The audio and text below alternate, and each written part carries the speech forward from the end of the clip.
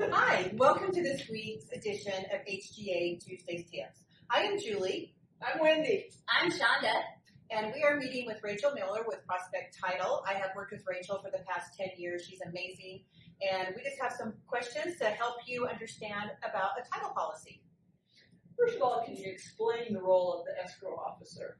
Yes, an escrow officer is a third neutral party that doesn't represent the buyer, the seller, the lender, the agents. We're just there to be a neutral party to explain all the documents and to facilitate the transaction.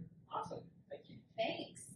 Can you tell us, Rachel, what is a title policy and why is that so important in a real estate transaction? So the title insurance policy, there's two policies that are issued in a transaction. One is for the buyer, and that is paid for by the seller, and it's called the owner's policy. And the buyer pays for the lender's policy.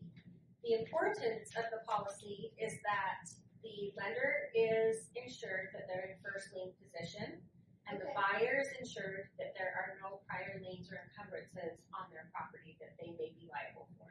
That's really important because houses are one of the largest expenses that we have out there. Yeah, great. Can you walk us through the process of obtaining a buyer's policy, or not buyer's policy on the real estate transaction? Sure. When you start working with a buyer or seller, we do a preliminary title report, and that informs you of everything that's been reported on the property and helps everybody be aware if there's things that need to be cleared up in order to payoffs or any liens and encumbrances that are on the property. And it's also noted on the Rep C in item 7 that the seller needs to provide a preliminary report to the buyers as part of the contract. So that's wonderful. Thank you very much. I appreciate that. Thanks for having me.